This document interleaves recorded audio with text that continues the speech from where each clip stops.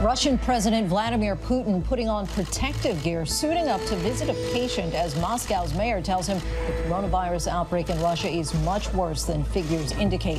Putin previously said the situation was under control, but it may not be, and it is certainly not in much of the world, with cases worldwide topping 400,000. Cases in Italy continue to spike. In Japan, the Olympics now postponed for a year. Cases in South Korea have stabilized despite the fact that they had their first infection on the same day as America. We'll investigate the difference. We're also getting a look at what coronavirus does to the lungs. The grim projections are growing worse. In America's epicenter, New York City's mayor says it's a race against time, with cases doubling roughly every 3 days. But it's not just New York. Cases in Louisiana are starting to spike too. Yet the president says he hopes to loosen the restrictions in this country by Easter. One university is already telling students to come back to campus, and Congress is moving closer to a $2 trillion relief bill. But with millions of Americans set to potentially lose their jobs and the talk of restarting the economy, the question tonight, life versus livelihood. Where is our priority?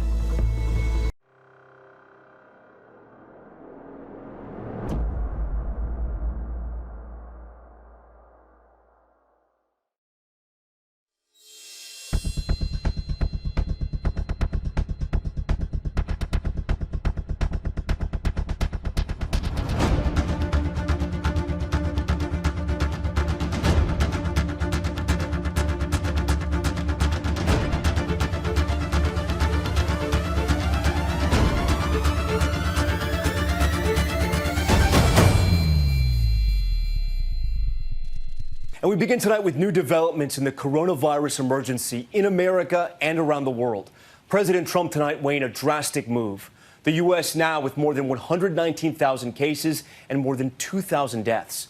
The president unexpectedly announcing he may issue a 2-week quarantine for parts of New York, New Jersey, and Connecticut. The governor tonight calling it a, quote, federal declaration of war on the states. New York State, with about half of those cases, overwhelming hospitals. Governor Andrew Cuomo revealing the state has begun large-scale testing of an experimental treatment. Tonight, the U.S. Navy hospital ship Comfort making its way to New York, deploying from Norfolk, Virginia today.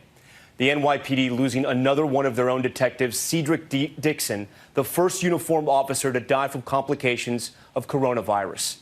Chicago now in danger of becoming America's next hot zone. The Army Corps of Engineers now converting McCormick Place into a makeshift hospital. And L.A., take a look at this, closing its beaches for now. Cases there expected to soar.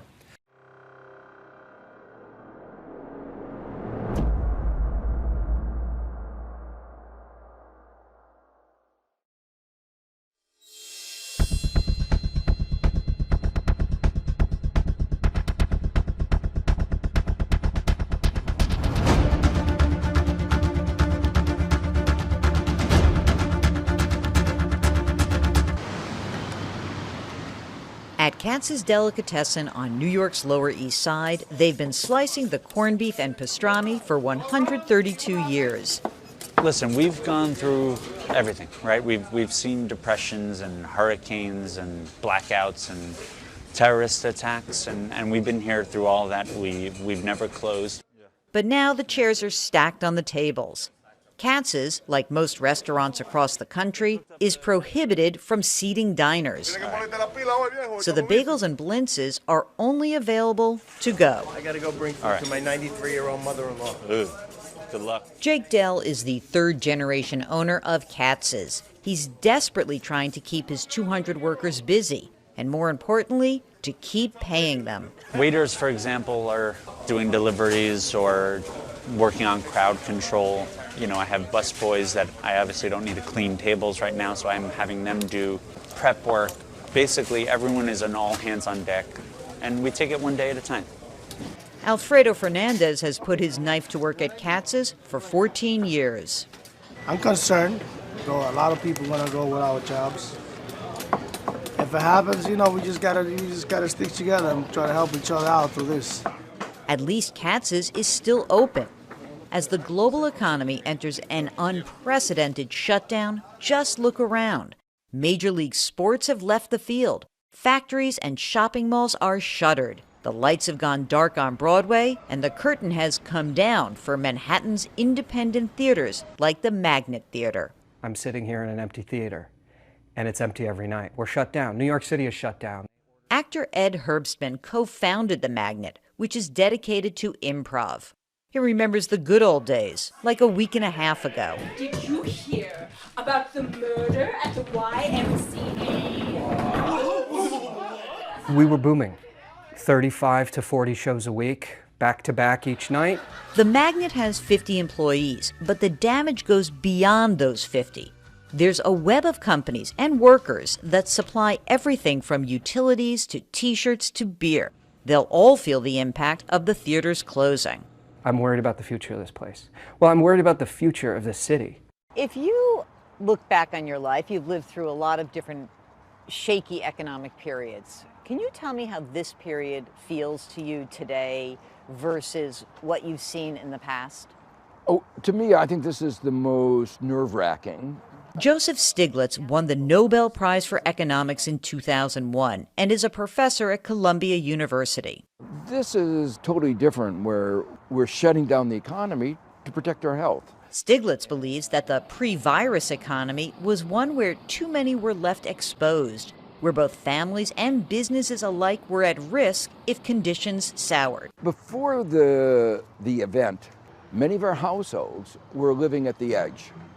The average amount in the bank, 50%, 70% of Americans have is $500,000. On the other side, businesses have been really foolish, taking on debt as if no storms ever going to hit, and we always know that there's going to be some storms. They've been really, really foolish. We pushed the idea of efficiency in a narrow-minded sense too far. We've run our whole economy that way. No extra hospital beds. Fine, as long as you don't have a crisis like the current one. We developed a system without resilience in which we left large numbers of Americans extraordinarily vulnerable. As the health pandemic becomes an economic pandemic, the world is waiting for governments to respond. Here in the U.S., the Federal Reserve has cut interest rates to near zero to help consumers and businesses access cheaper loans. And it's also taking actions to keep the nation's financial plumbing unclogged. At the same time, the Trump administration and Congress are nearing an agreement to make $500 billion available to help large corporations and small businesses. And there's another $500 billion for households, amounting to $1,000 to $3,000, depending on the size of the family and income level. Stiglitz says it's a start. The idea of sending checks to people, not a one-time event. You are advocating something different. Can you explain? Well, if we knew this was going to be a 3-week event, a one-time check would be fine. It gets us over the hump and we're on.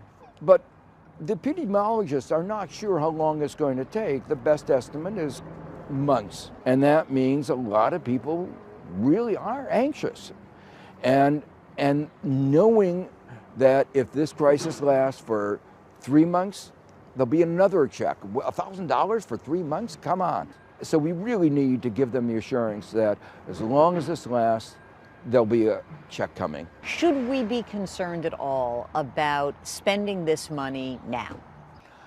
The answer is no. I mean, when we went to World War II, we didn't ask, could we afford it? We had to do it. We need to do it. Can we afford it? Yes, we have enormous resources. So are your clients freaking out right now, Michael? Well, some of our clients are definitely on edge. Michael Goodman is the president of Wealthstream Advisors, a financial planning and investment management firm. This is a pretty scary time, of course, and you would never want to discount that. There are clients, however, I'm surprised to see, that are anxious to put some money into the market.